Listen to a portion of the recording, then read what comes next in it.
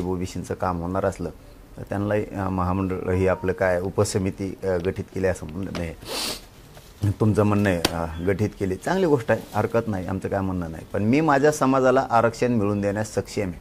कुणी कितीही उपसमित्या काय केल्या, कोणी कितीही टोळ्या माझ्या अंगावर काय पाठवल्या, कोणी राजकारणाचे तिकडच्या राजकारणी लोकांचे शब्द ऐकून इकडं आमचा मराठवाड्याचा काढलेला GR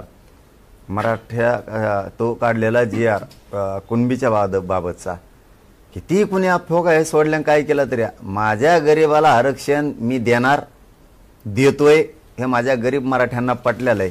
त्यामुळे आम्ही कोणी काही टेन्शन घेत नाही आणि ओबीसीत मराठ्यांना मीच घालणार आणि मराठवाड्यातल्या मराठ्यांना आरक्षण मीच देणार.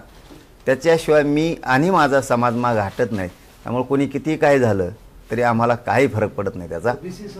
आणि माझं याला जोडून म्हणणं आहे, ओबीसी समाजाला जसं तुम्ही उपसमिती गठीत केली, आणखीन एक काम करा राव, तुम्ही या राज्यातल्या सगळ्या 14.5 कोटी जनतेचे तुम्ही मालक आहे. दलित मुस्लिमांसाठी सुद्धा उपसमिती करा ना. एक उपसमिती त्यांच्यासाठी करा, एक उपसमिती शेतकऱ्यासाठी करा, सेपरेट 2 करा, त्या आदिवासींसाठी 1 करा उपसमिती आणि मायक्रो ओबीसीसाठी 1 करा. कारण ओबीसीची उपसमिती मायक्रो ओबीसीच्या काही कामाला येणार नाही.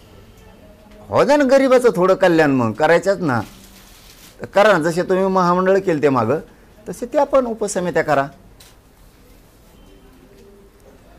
एक आणखी त्यात महत्वाचं असं की उपसमिती ही नवीन नाही, मात्र गेल्या वेळेस उपसमितीला छगन भुजबळ अध्यक्ष होते.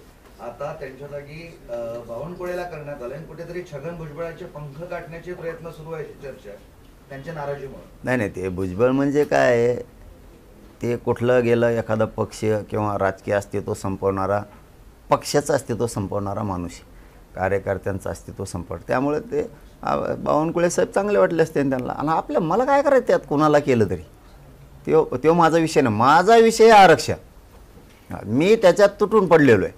मी कसलाही मुलायजा करत नाही. कुणी किती आमच्या संभ्रम निर्माण केला तरी माझा समाज कोणावर विश्वास ठेवत नाही, मी पण कोणावर ठेवत नाही. कारण माझ्या समाजाला माहिती आहे, हे जे आत्ता बोंबलतेत, जे संभ्रम निर्माण करतात GR बद्दल याच्याबद्दल, हे आधी कुठं झोपले होते, हे आधी काय येत नाहीत, बैठकाला बोलवल्यावर येत नाहीत, मुंबईत बोलवल्यावर येत नाहीत, हे कुठं कशातच नसतात. हे फक्त टीव्हीवर असतात, फक्त टीव्या, उठलं की टीव्या, उठलं की टीव्या, एवढं रोज असते ते. बाकी काही नाही. मला बोलायचे नव्हते हे अभ्यासक, खरंच बोलायचे पण नव्हते. मराठा